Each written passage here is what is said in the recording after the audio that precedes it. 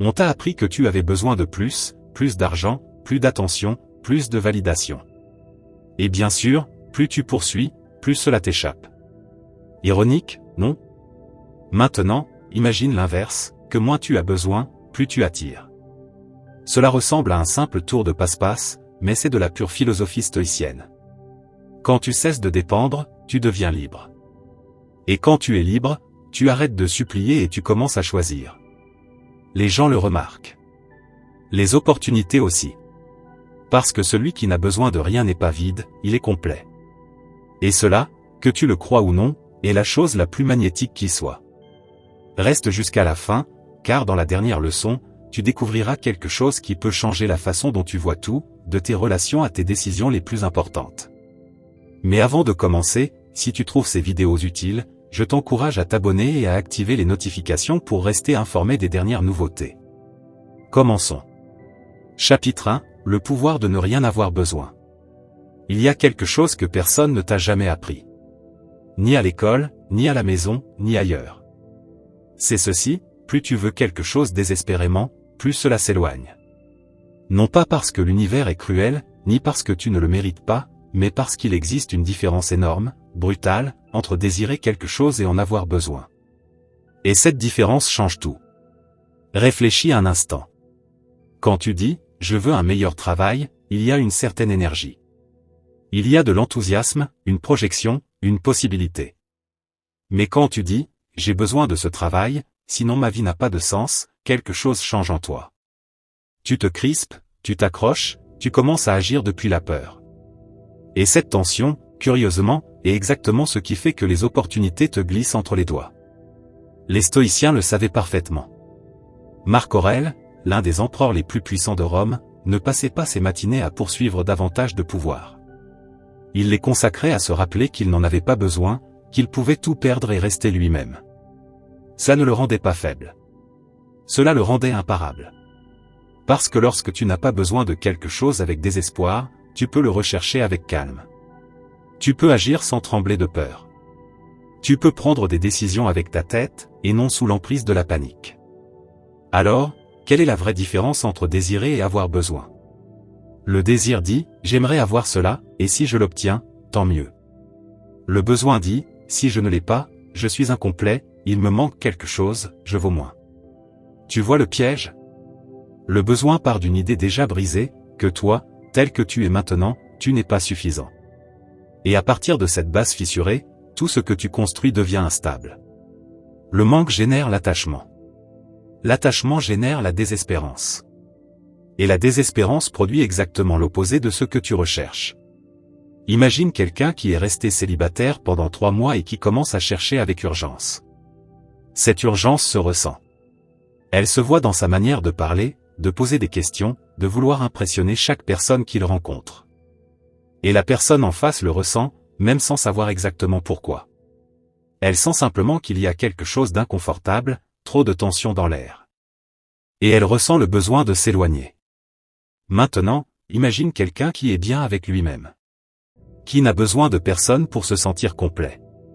Qui, s'il rencontre quelqu'un d'intéressant, tant mieux, et sinon, tant mieux aussi. Son humeur ne dépend pas d'un message reçu ou non. Cette personne dégage quelque chose de magnétique. Une énergie calme mais puissante. Une confiance qui n'a pas besoin d'être prouvée, car elle est simplement là, dans sa façon de parler, d'écouter, dans son aisance avec le silence. C'est cela, l'autosuffisance. Ce n'est ni de l'arrogance, ni de la froideur. C'est simplement savoir que tu es suffisant avant même que quoi que ce soit ou qui que ce soit n'arrive dans ta vie. Et le mieux, c'est que cela peut s'entraîner. La première étape est à la fois radicale et simple, arrête de construire ton bien-être sur des choses extérieures à toi. Pas sur ton travail. Pas sur une relation. Pas sur l'opinion des autres. Pas sur le chiffre affiché sur la balance. Ni sur le nombre de likes d'une publication. Commence à te demander, de quoi ai-je réellement besoin pour être bien? Et tu découvriras que la liste est bien plus courte que tu ne le pensais. Le détachement ne signifie pas indifférence. Il signifie liberté. Cela veut dire que tu peux vouloir quelque chose sans que cette chose ne te possède. Et cette distinction, apparemment minime, change absolument tout. Parce que la vie ne récompense pas celui qui en a le plus besoin. Elle répond à celui qui est le plus en paix. Et cette tranquillité commence ici, avec ce premier pas, reconnaître que la différence entre désirer et avoir besoin est la différence entre vivre avec force ou vivre dans la peur. Celui qui n'a besoin de rien est maître de tout. Parce que rien ne peut lui enlever ce qui ne l'attache plus. Et si tu crois déjà savoir d'où vient cette sensation constante de manque, attends. Car il y a une illusion qu'on t'a vendue depuis ton enfance, si subtile que tu ne la remarques presque pas. Et c'est cette illusion qui alimente tout le reste. Chapitre 2, l'illusion du manque. Je veux que tu réfléchisses à quelque chose. Combien de fois t'es-tu dit, quand j'aurai ceci, alors je serai heureux. Quand j'aurai ce travail. Quand je perdrai ces kilos. Quand j'aurai plus d'argent. Quand je rencontrerai quelqu'un. Quand je déménagerai. Quand je terminerai ce projet. Quand les enfants seront plus grands. Quand j'aurai plus de temps. Et combien de fois ce « quand » est-il arrivé, sans que le bonheur n'arrive avec lui? Exactement. Ce n'est pas un hasard. C'est un système. Un système très bien conçu pour que tu ne te sentes jamais suffisant. Ce n'est pas parce que tu es faible ou défaillant. C'est parce que tu as passé toute ta vie à nager dans un océan de messages qui te répètent sans cesse qu'il te manque quelque chose, que tu pourrais être plus, que les autres ont plus, que ce que tu as aujourd'hui ne suffit pas. La publicité fonctionne exactement ainsi, elle te montre un problème que tu ignorais avoir pour te vendre la solution. Les réseaux sociaux, eux, exposent les meilleures versions de la vie des autres, pour que tu compares ta réalité complète à leur résumé soigneusement édité. Et certaines dynamiques sociales t'enseignent dès l'enfance qu'il existe un standard à atteindre, et que si tu ne l'atteins pas, c'est qu'il y a un problème. Tout conspire à te faire croire que ce que tu as n'est pas suffisant. C'est ici qu'intervient ce que la philosophie stoïcienne appelle le jugement sur les choses. Épictète, qui a commencé sa vie comme esclave avant de devenir l'un des penseurs les plus influents de son époque, disait que la souffrance ne vient pas de ce qui nous arrive, mais de ce que nous pensons de ce qui nous arrive. Et l'une des croyances les plus destructrices que nous puissions entretenir est celle-ci, je n'ai pas assez. Car ce n'est pas un fait. C'est une interprétation. Et les interprétations peuvent être changées. Comment cette croyance de manque s'installe-t-elle? Parfois, elle vient de l'enfance, l'argent ne pousse pas sur les arbres, ce n'est pas pour nous, ne sois pas trop ambitieux. Parfois, elle vient de la comparaison constante avec les autres, en voyant des vies qui semblent parfaites à l'écran, et en jugeant la tienne médiocre en comparaison. Parfois, elle vient de la peur, cette peur primitive de manquer de ressources, d'amour, de sécurité. La peur est le moteur le plus puissant de la dépendance. Quand tu as peur de rester seul, tu t'accroches à des relations qui ne te font pas du bien. Quand tu as peur de perdre ton travail, tu acceptes des conditions que tu ne mérites pas. Quand tu as peur de ne pas être aimé, tu deviens quelqu'un que tu n'es pas pour obtenir de l'approbation. La peur ne te protège pas. Elle te paralyse. Elle te pousse à prendre des décisions qui renforcent précisément ce que tu redoutes. Reprogrammer cette mentalité de manque ne consiste pas à vivre dans une illusion positive en niant la réalité. Ce n'est pas faire semblant que tout va bien. C'est quelque chose de beaucoup plus concret, apprendre à te poser les bonnes questions. Cette croyance est-elle réelle, ou est-ce simplement une habitude mentale? Ce que je pense me manquer est-il un besoin réel, ou un conditionnement que je répète sans le remettre en question? Imagine que tu penses depuis des années que sans partenaire, tu n'es personne. Que tu es incomplet. Que quelque chose ne va pas chez toi. Cette croyance n'est pas un fait objectif. C'est un scénario que quelqu'un a écrit dans ton esprit, peut-être sans mauvaise intention, et que tu continues à répéter sans jamais le remettre en question. Et tant que tu le répètes, tu prends des décisions à partir de là. Des décisions qui renforcent cette même croyance. Tu entres dans des relations qui ne te conviennent pas par peur d'être seul. Tu acceptes la première personne qui se présente parce que tu penses que c'est la seule opportunité. Puis tu te demandes pourquoi rien ne fonctionne. Le manque est une boucle. Pour en sortir, il faut la rendre consciente. Il faut l'attraper au moment où elle apparaît et se demander, est-ce vrai? Ou est-ce juste une pensée à laquelle j'ai donné tellement de pouvoir qu'elle semble réelle? Les pensées ne sont pas la réalité. Ce sont des propositions. Et c'est toi qui décides lesquelles accepter et lesquelles rejeter. Lorsque tu commences à voir l'illusion du manque pour ce qu'elle est, quelque chose en toi s'apaise. Tu commences à voir plus clairement ce que tu as, ce qui fonctionne déjà, ce qui est déjà présent. Et à partir de cette clarté, tu peux agir depuis un endroit totalement différent, un endroit où le moteur n'est plus la peur de manquer, mais la confiance que tu as déjà suffisamment pour commencer. Il ne te manque rien. Ce qui te pèse, ce sont les croyances qui te font penser le contraire. Et lorsque tu comprends que le manque était dans ta tête, il devient alors essentiel de nettoyer aussi ce que tu ressens.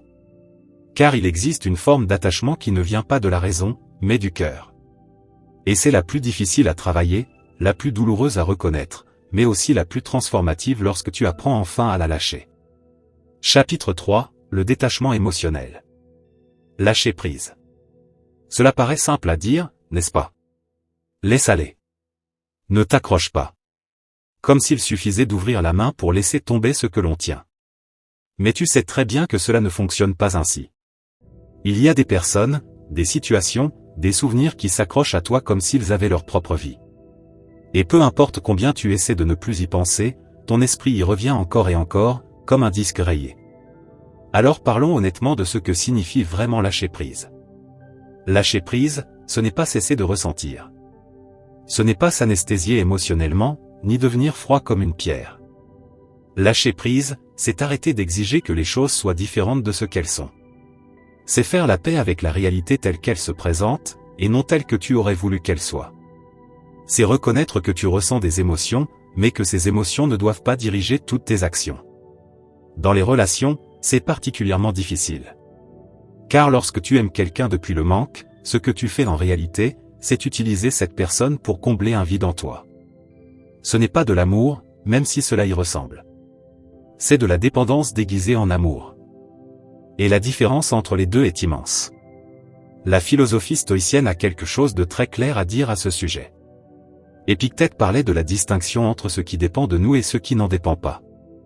Les personnes que tu aimes ont leur propre vie, leur propre liberté, leur propre histoire.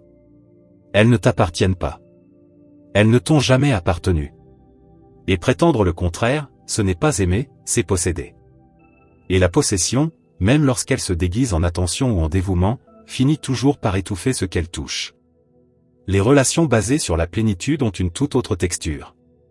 Lorsque tu es bien avec toi-même, lorsque tu n'as pas besoin que l'autre te sauve, te complète ou te valide en permanence, la relation devient un véritable espace de rencontre. Deux personnes qui choisissent d'être ensemble. Non pas parce qu'elles en ont besoin pour fonctionner, mais parce qu'elles s'enrichissent mutuellement.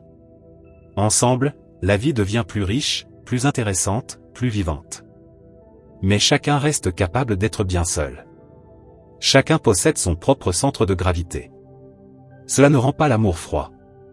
Au contraire, cela le rend plus libre. Et un amour libre est, paradoxalement, bien plus profond et durable qu'un amour basé sur le besoin. Comment travailler la dépendance affective? D'abord, il faut la reconnaître. Et cela peut faire mal. Car personne n'aime se voir comme quelqu'un qui dépend d'un autre pour aller bien. Mais la dépendance affective n'est pas un défaut. C'est un apprentissage. À un moment de ta vie, tu as appris que pour être aimé, tu devais te comporter d'une certaine manière. Que tu devais être indispensable. Que si une relation se terminait, c'était parce que quelque chose n'allait pas chez toi. Tout cela est un mensonge devenu crédible avec le temps. L'antidote consiste à apprendre à te donner à toi-même ce que tu cherches chez l'autre, la validation, la présence, le calme, la compagnie, même dans le silence. Car dans sa forme la plus stable, tout cela doit venir de l'intérieur. Non pas parce que les autres ne peuvent pas te l'offrir, mais parce que si tu en dépends uniquement à travers eux, tu construis ton équilibre émotionnel sur un terrain qui ne t'appartient pas. Et ce terrain peut disparaître à tout moment. Pratiquer la liberté émotionnelle est un exercice quotidien. C'est se demander, est-ce que je fais cela par choix, ou par peur de ce qui se passera si je ne le fais pas? Suis-je dans cette relation par liberté, ou par peur d'être seul? Suis-je moi-même avec cette personne, ou suis-je ce que je pense qu'elle attend de moi? Les réponses honnêtes à ces questions te révèlent tout. Et lorsque tu commences à créer des relations depuis la plénitude, quelque chose d'étonnant se produit, tu attires des personnes plus saines, plus équilibrées. Parce que les personnes qui sont bien avec elles-mêmes cherchent naturellement d'autres personnes qui le sont aussi. Quand tu changes ton point de départ, tu changes le type de relation que tu construis. Seule une personne qui n'a pas besoin de toi pour être bien peut vraiment t'aimer de façon à te rendre libre. Et maintenant que tu commences à comprendre le détachement émotionnel, il y a une idée qui peut sembler paradoxale, mais qui ne l'est pas du tout. Il existe une loi simple, plus tu poursuis quelque chose, plus cela te fuit. Et moins tu en as besoin, plus cela vient à toi. Cela peut sembler étrange, presque comme un piège. Mais en réalité, cela obéit à une logique parfaite. Et c'est précisément cette logique que nous allons explorer maintenant. Chapitre 4, le paradoxe de l'attraction. As-tu déjà remarqué que lorsque tu veux quelque chose avec trop d'intensité, cela semble s'éloigner? Que lorsque tu es désespéré de trouver un travail, les entretiens se passent mal? Que plus tu te sens seul, moins tu attires quelqu'un d'intéressant? Que plus tu as besoin que quelque chose réussisse, plus il est probable que cela échoue? Que plus tu essaies de plaire à quelqu'un, plus cette personne devient distante? Ce n'est pas de la malchance. C'est une loi qui fonctionne avec une précision dérangeante. Lorsque tu as besoin de quelque chose de manière urgente, cela se voit. Cela se ressent dans ta voix, dans ton langage corporel, dans les décisions que tu prends, dans la manière dont tu te présentes. Et cette urgence, au lieu de t'aider, te dessert. Parce que la désespérance a une odeur que tout le monde perçoit, même sans savoir l'identifier clairement. Elle crée une gêne subtile, une sensation que quelque chose ne va pas. Et face à cela, la réaction instinctive de la plupart des gens est de s'éloigner. La philosophie stoïcienne parlait d'un concept appelé apatheia. Contrairement à ce que l'on pourrait croire aujourd'hui, cela ne signifie pas apathie, mais absence de passion perturbatrice. C'est la capacité d'agir avec calme et détermination, sans que le résultat ne te perturbe au point de te bloquer ou de te déformer. Ce n'est ni de la froideur ni de l'indifférence. C'est un équilibre intérieur. Et cet équilibre est précisément ce qui crée une véritable attraction. Il y a quelque chose de profondément magnétique chez une personne qui n'a pas besoin. Non pas parce qu'elle joue un rôle ou utilise des techniques, mais parce qu'elle est réellement bien. Elle ne dépend pas du résultat pour être heureuse. Et cette authenticité est irrésistible, parce qu'elle est extrêmement rare. Pense à l'eau. L'eau ne force rien. Elle ne pousse pas, ne lutte pas, ne crie pas. Elle coule simplement, cherchant le chemin de moindre résistance avec une patience infinie. Et avec le temps, l'eau peut traverser la roche la plus dure. Non pas par force brute, mais par constance et par l'absence totale de résistance en elle-même. Elle ne cesse jamais d'être ce qu'elle est pour devenir autre chose. C'est ainsi que fonctionne l'énergie de celui qui n'a pas besoin. Il ne force pas, ne supplie pas, ne manipule pas les situations. Il agit, avance, existe. Et depuis cet état de calme et d'action sans désespoir, les choses commencent à évoluer d'une manière qui serait impossible dans la tension. C'est cela, en réalité, ce que beaucoup appellent la loi de l'attraction. Beaucoup l'interprètent de manière superficielle, ils pensent intensément à quelque chose, attendent quelques jours, puis se frustrent lorsqu'il ne se passe rien. Mais la loi de l'attraction ne dit pas que penser suffit à manifester instantanément. Elle dit quelque chose de bien plus profond, l'état intérieur à partir duquel tu agis détermine la réalité que tu construis. Si tu agis depuis le manque, la peur et le besoin, tu construis une réalité alignée avec cela. Tu prends des décisions basées sur la peur. Tu attires des situations qui confirment ton sentiment de manque. Le cycle se renforce. Mais si tu agis depuis la plénitude, le calme et la confiance, tu construis une réalité totalement différente. Non pas par magie, mais parce que tu agis différemment, tu choisis différemment, tu te comportes différemment. La clé n'est pas seulement dans la pensée, mais dans l'énergie qui se cache derrière cette pensée. Et cette énergie change lorsque tu arrêtes de forcer et que tu commences à avancer avec fluidité. Attention, avancer avec fluidité ne signifie pas rester passif en attendant que tout tombe du ciel. Cela signifie agir, avec détermination, mais depuis un état intérieur apaisé. Cela signifie faire ce que tu dois faire sans t'accrocher de manière obsessionnelle au résultat. Cela signifie faire confiance au processus. Et lorsque quelque chose ne se passe pas comme prévu, cela signifie se demander « Qu'est-ce que je peux apprendre ici ?» plutôt que « Pourquoi cela m'arrive-t-il toujours à moi ?» Cette confiance n'est pas naïve. C'est une forme d'intelligence. Car l'effort forcé consomme 2 fois plus d'énergie et produit 2 fois moins de résultats que l'action calme et concentrée. Ne cours pas après ce que tu veux. Deviens la personne qui est capable de le recevoir, et laisse le chemin s'ouvrir. Mais pour devenir cette personne, tu dois construire quelque chose de fondamental en toi. Quelque chose qui ne s'achète pas, ne s'emprunte pas, et ne peut pas être simulé longtemps. On appelle cela l'estime de soi. Chapitre 5, Estime de soi et plénitude. Il existe une grande confusion autour de l'estime de soi. Beaucoup pensent qu'avoir une haute estime de soi signifie se sentir bien lorsque tout va bien, quand tu as un travail, une relation, que les autres te complimentent, que tu es en forme, que tout semble sous contrôle. Mais ce n'est pas de l'estime de soi. C'est une dépendance aux circonstances. Et les circonstances changent. Toujours. Sans demander la permission. La véritable estime de soi est différente. C'est une valeur que tu te donnes à toi-même, indépendamment de toute validation extérieure. Elle ne dépend ni de ton travail, ni d'une relation, ni des likes, ni de l'approbation de ta famille, ni d'un chiffre sur une balance. Elle est là avant tout cela, et elle reste même lorsque tout disparaît. La philosophie stoïcienne est très claire à ce sujet, la seule chose qui t'appartient réellement, c'est ton caractère. Ta manière de réagir, ton intégrité, la personne que tu es lorsque personne ne te regarde. Tout le reste peut être retiré à tout moment. Et si ton bien-être dépend de ces éléments extérieurs, tu es constamment à un pas de t'effondrer. Construire ta valeur personnelle sans validation extérieure est l'un des travaux les plus importants de ta vie. Et aussi l'un des moins visibles. Ce n'est pas spectaculaire. Ce n'est pas immédiat. C'est un travail silencieux, profond, qui transforme progressivement la façon dont tu te perçois et dont tu évolues dans le monde. Pourquoi cherchons-nous autant l'approbation des autres? Parce qu'à un moment de notre vie, nous avons appris que l'acceptation est synonyme de sécurité, et le rejet synonyme de danger. D'un point de vue évolutif, cela a du sens. Nous étions des êtres sociaux dépendants du groupe pour survivre. Être rejeté signifiait être exposé, vulnérable. Mais aujourd'hui, nous ne vivons plus dans cette réalité. Et pourtant, notre système d'alerte continue de réagir comme si chaque rejet était une menace vitale. Le problème n'est pas de vouloir être aimé. Le problème est d'en avoir besoin pour se sentir bien. Car ce besoin te place entre les mains des autres. Et dans cette position, tu deviens fragile. Un simple commentaire peut t'élever ou te détruire. Une réaction peut transformer ton état émotionnel. C'est une manière épuisante de vivre. L'amour de soi comme base du détachement n'est pas une idée superficielle à répéter devant un miroir. C'est une structure réelle. C'est comme construire une maison sur la roche plutôt que sur du sable. Si la base est solide, les tempêtes ne la détruisent pas. Si ta base dépend de l'approbation des autres, la moindre secousse peut tout faire s'écrouler. Comment travailler cela concrètement? D'abord, arrête de mesurer ta valeur à partir de résultats extérieurs. Tu ne vaux pas plus parce que tu as plus. Tu ne vaux pas moins parce que tu as moins. Ta valeur ne fluctue pas avec tes circonstances.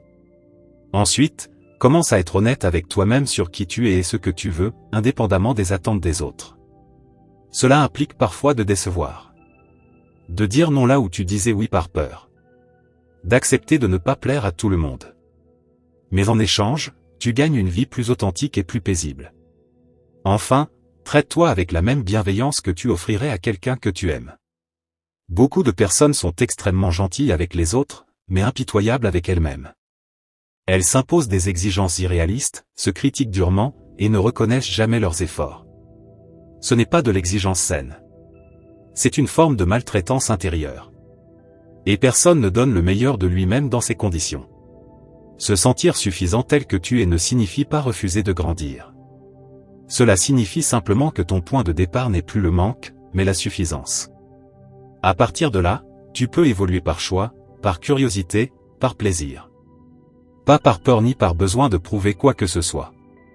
Celui qui se sent suffisant ne mendie pas l'amour. Il le reçoit, précisément parce qu'il n'en dépend pas.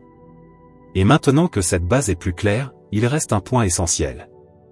Un comportement que nous avons presque tous, souvent sans nous en rendre compte, et qui nous coûte énormément d'énergie mentale et émotionnelle. C'est le besoin de contrôler ce qui ne dépend pas de nous.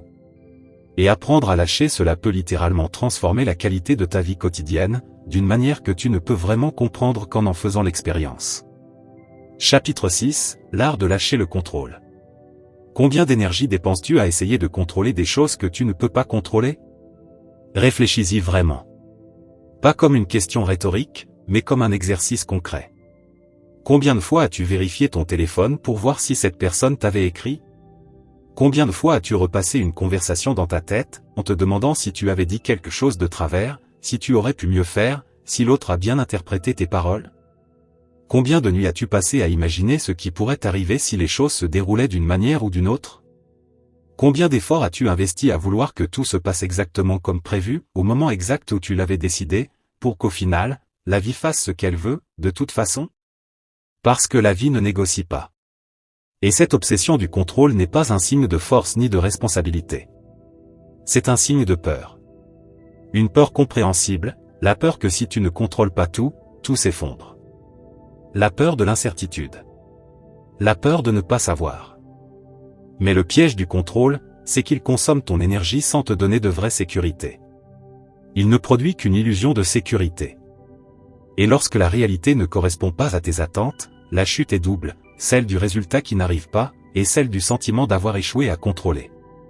Les stoïciens proposaient une idée d'une simplicité presque provocante, diviser le monde en deux catégories.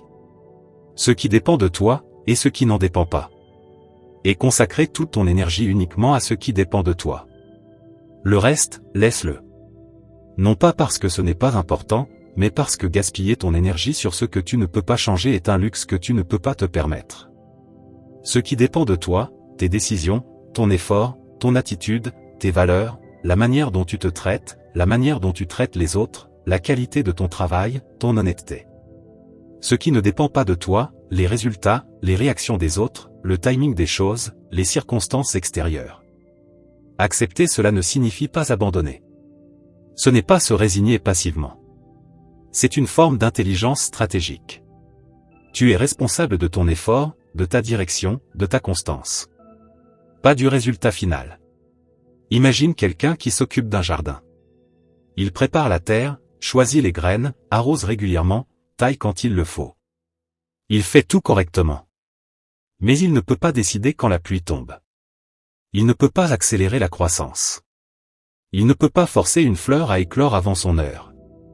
Ce qu'il peut faire, en revanche, c'est faire confiance au fait que s'il fait bien sa part, la nature fera la sienne. C'est cela, le lâcher-prise conscient. Ce n'est pas abandonner. C'est accepter que tu ne contrôles pas tout, et rediriger ton énergie vers ce que tu peux réellement influencer. La différence entre résistance et acceptation est immense. La résistance dit, cela ne devrait pas se passer comme ça, et reste bloqué dans le refus. L'acceptation dit, cela se passe comme ça, que puis-je faire maintenant, et avance. Accepter ne signifie pas aimer ce qui arrive. Tu n'as pas besoin d'être heureux face à tout. Tu n'as pas besoin de nier la douleur. Mais tu peux être en paix avec la réalité, tout en travaillant à changer ce qui est en ton pouvoir. Et depuis cet état de paix, tu agis mieux. Tu penses plus clairement. Tu prends de meilleures décisions. Et paradoxalement, lorsque tu lâches le contrôle de ce que tu ne peux pas contrôler, tu gagnes plus de contrôle sur ce que tu peux réellement influencer. Parce que ton énergie n'est plus dispersée. Elle est concentrée. Et ce que tu fais, tu le fais pleinement. Tout ce que tu lâches ne se perd pas. Parfois, ce que tu relâches revient, simplement parce que tu as cessé de le retenir par peur. Il existe un endroit où tout cela prend une dimension encore plus profonde. Un endroit qui existe à chaque instant, mais que nous habitons rarement vraiment. Cet endroit, c'est le présent. Chapitre 7, vivre dans le présent. Fais une expérience simple. Où était ton esprit durant les 10 dernières minutes? Était-il ici, avec ce que tu es en train de lire ou d'écouter? Ou était-il en train de revisiter quelque chose du passé? Ou d'anticiper quelque chose du futur? Si ton esprit était ailleurs, bienvenue dans le club. La plupart du temps, les êtres humains vivent partout sauf dans le présent. Et cela a un coût énorme. L'anxiété, dans une large mesure, vient du fait de vivre dans le futur. D'imaginer des scénarios qui ne sont pas encore arrivés et qui n'arriveront peut-être jamais. De construire des catastrophes mentales, puis d'y réagir comme si elles étaient réelles. Le corps, lui, ne fait pas la différence entre un danger réel et un danger imaginé. Le passé, lui, n'existe plus. Il ne survit que comme souvenir, comme interprétation. Le futur, lui, n'existe pas encore. Il n'est qu'une projection. Le seul endroit où la vie existe réellement, c'est maintenant. Et lorsque tu es pleinement présent, il se passe quelque chose de particulier. Le temps semble ralentir. Les préoccupations disparaissent. Il n'y a plus que l'expérience. Les stoïciens parlaient de vivre selon la nature. Et cela inclut vivre dans le seul moment où la vie existe, le présent. Quel est le lien avec le fait de ne rien avoir besoin? Il est direct. Le besoin vit dans le futur, j'ai besoin que cela arrive pour être bien. Mais dans le présent, la plupart du temps, tu vas bien. Tu as déjà suffisamment. Il y a déjà quelque chose qui fonctionne. Le manque est souvent une construction mentale, liée à un futur imaginaire. L'abondance, elle, se trouve dans le présent. Se connecter au présent ne nécessite pas de technique complexe. Cela peut être très simple, pendant quelques minutes, porter ton attention sur ce qui est là. Le goût de ce que tu manges. Le ciel que tu vois. Ta respiration. Les sons autour de toi. La sensation de ce que tu touches. Ce n'est pas un tour magique. C'est un entraînement de l'attention. Et comme un muscle, l'attention se développe avec la pratique. Lorsque tu apprends à revenir au présent plus souvent, la qualité de ton expérience change profondément. Apprécier sans attente est un acte presque révolutionnaire dans un monde qui te pousse à comparer, à vouloir plus, à ne jamais être satisfait. Apprécier quelque chose tel qu'il est, sans vouloir qu'il soit différent, sans le comparer, c'est simple, mais profondément libérateur. Et à force de pratiquer, tu découvres quelque chose d'essentiel, tu as déjà bien plus que tu ne le pensais. Le présent est le seul endroit où la vie se déroule réellement. Tout le reste est pensé. Et si l'abondance est déjà ici, pourquoi continuer à la chercher ailleurs? Chapitre 8, l'abondance intérieure. Parlons de richesse. Pas celle à laquelle tu penses probablement. Pas l'argent, pas les possessions, pas ce que tu montres aux autres. Mais une richesse plus profonde. Une richesse que personne ne peut enlever, celle qui naît en toi. Certaines personnes ont beaucoup, et vivent dans le manque. Rien ne leur suffit. Elles comparent constamment, cherchent toujours plus. D'autres ont peu, et vivent dans l'abondance. Elles apprécient ce qu'elles ont, trouvent de la valeur dans le quotidien, n'ont pas besoin de plus pour donner du sens à leur vie. La différence ne se trouve pas dans ce qu'elles possèdent, mais dans l'endroit où elles portent leur attention. L'esprit humain a un biais naturel vers le problème, ce qui manque, ce qui ne va pas, ce qui pourrait mal tourner. Ce biais a une origine évolutive. Il était utile pour survivre. Mais aujourd'hui, il devient une source constante d'insatisfaction. Si tu ne le maîtrises pas, il te dirige. La gratitude n'est pas une simple pensée positive. C'est un outil puissant. Lorsque tu entraînes ton esprit à remarquer ce qui va bien, ce que tu as déjà, ce qui fonctionne, tu changes ta manière de voir. Et cela change ton expérience de la vie. Pose-toi une question simple, qu'est-ce que j'ai aujourd'hui que je n'avais pas il y a 3 ans, et que je pensais difficile, voire impossible à obtenir? Presque tout le monde peut répondre à cette question. Mais l'esprit s'habitue rapidement. Il cesse de voir ce qu'il a obtenu, et revient au manque. C'est pour cela que l'attention doit être entraînée. Voir ce qui est là, pas seulement ce qui manque. Depuis le manque, le moindre problème semble insurmontable. Depuis l'abondance, ce même problème devient un défi. La véritable richesse est intérieure. C'est la capacité à trouver de la valeur dans l'ordinaire. À se sentir suffisant. À agir depuis la plénitude plutôt que depuis la peur. Et cette richesse-là, personne ne peut te la retirer. La vraie richesse ne se mesure pas à ce que tu accumules, mais à ce dont tu n'as pas besoin pour être bien. Et lorsque tu portes cette richesse en toi, tout change. Même tes relations. Tu n'y entres plus pour combler un vide. Tu y entres pour partager, pour construire, pour enrichir. Et ce simple changement transforme tout. Chapitre 9. Relations sans dépendance. Les relations les plus belles qui existent ont un point commun, aucune des deux personnes n'est là parce qu'il lui manque quelque chose que l'autre possède. Elles sont là parce qu'elles choisissent d'être là, parce que l'autre apporte quelque chose, parce qu'ensemble n'est quelque chose qui serait impossible seul. Mais chacune, individuellement, possède son propre centre, sa propre vie, ses propres projets, sa propre manière d'être bien. C'est cela, aimer sans posséder. Et c'est l'une des formes de relations les plus élevées qui existent. La différence entre partager et dépendre semble subtile en théorie, mais dans la pratique, elle est immense. Quand tu partages, tu offres quelque chose que tu as. Tu es présent sans te vider. Tu donnes sans calculer ce que tu vas recevoir, parce que tu n'as rien à récupérer. Quand tu dépends, tu exiges quelque chose qui te manque. Parfois sans le dire, parfois sans même en être conscient.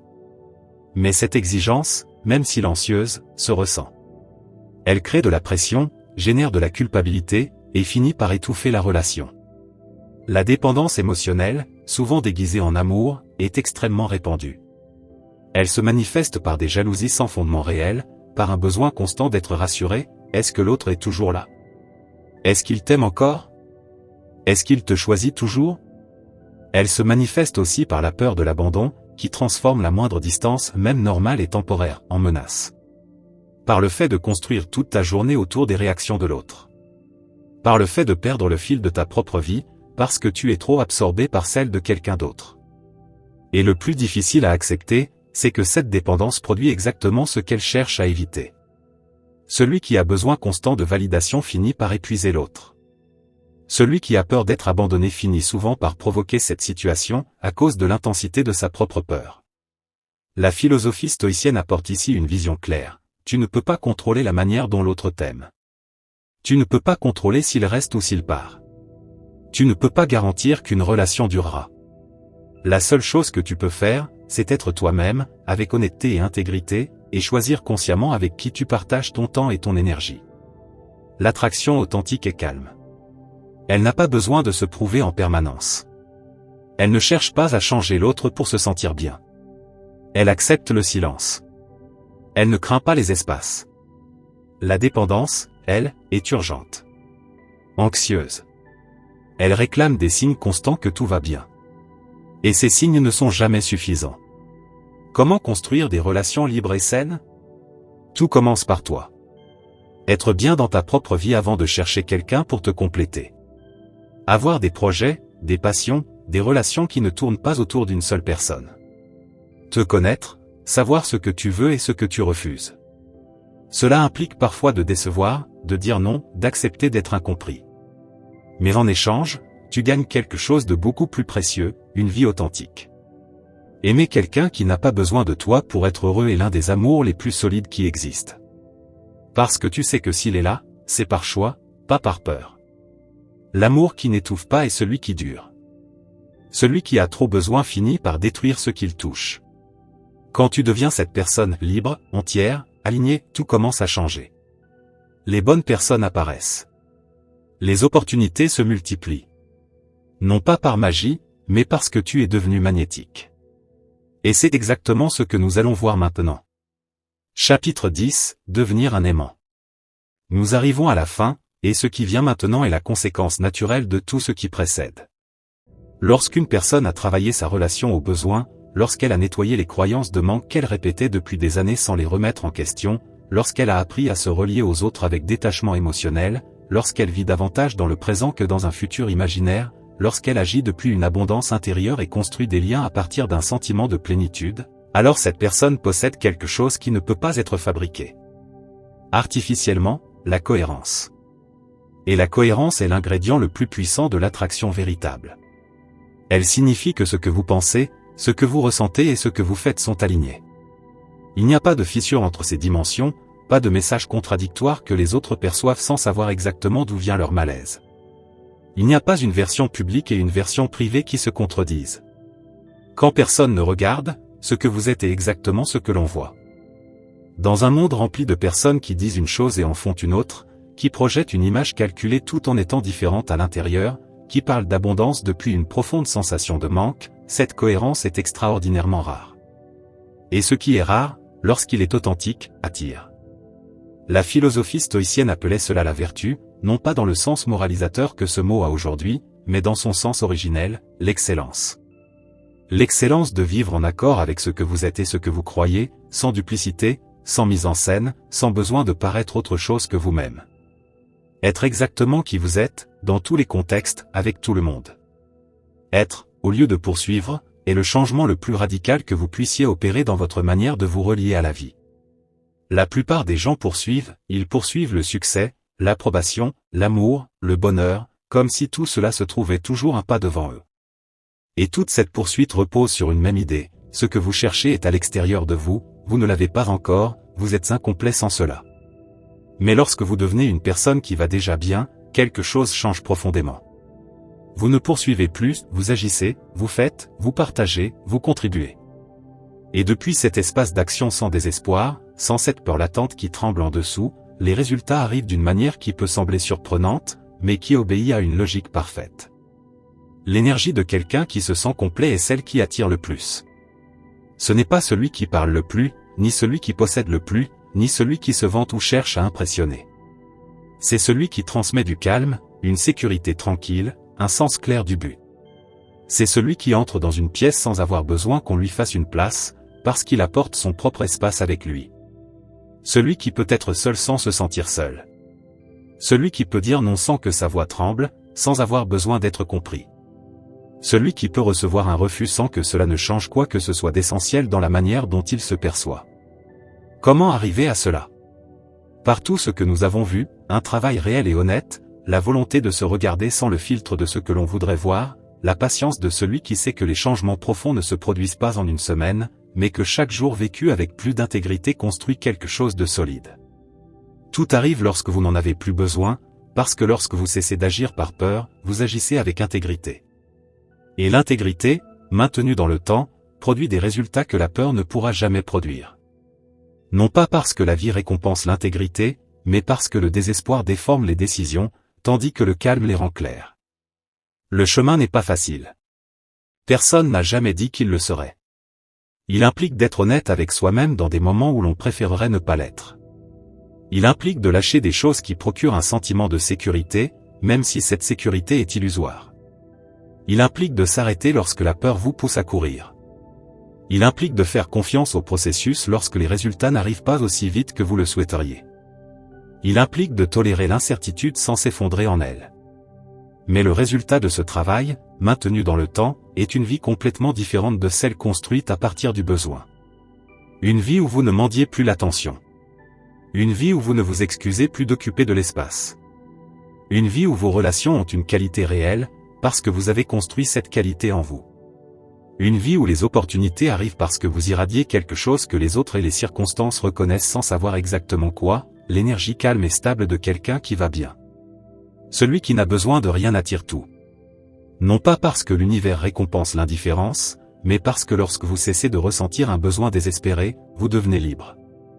Et la liberté réelle, celle qui vient de l'intérieur et ne dépend d'aucune circonstance extérieure, est la qualité la plus magnétique qu'un être humain puisse posséder. C'est ce que vous êtes lorsque vous cessez d'avoir besoin pour exister, libre, complet, magnétique. N'ayez besoin de rien pour aller bien. Lorsque vous serez bien sans avoir besoin de quoi que ce soit, tout ce que vous méritez viendra naturellement. Cet exposé, mon ami, est un point de départ, pas une destination. Comprenez-le intellectuellement, puis mettez-le à l'épreuve dans votre vie réelle. Car ce qui est seulement compris par l'esprit ne transforme pas, ce qui est pratiqué chaque jour, même en petite dose, change tout. Si vous êtes arrivé jusqu'ici, écrivez en commentaire, celui qui n'a besoin de rien attire tout. Je vous invite à vous abonner, à activer les notifications et à commenter afin que YouTube reconnaisse que ces vidéos sont utiles pour des personnes comme vous. Cela nous motive à continuer à créer du contenu similaire à l'avenir. Je vous suggère également de regarder les 2 dernières vidéos recommandées. Je vous remercie sincèrement pour votre temps et votre soutien. À très bientôt pour une prochaine aventure.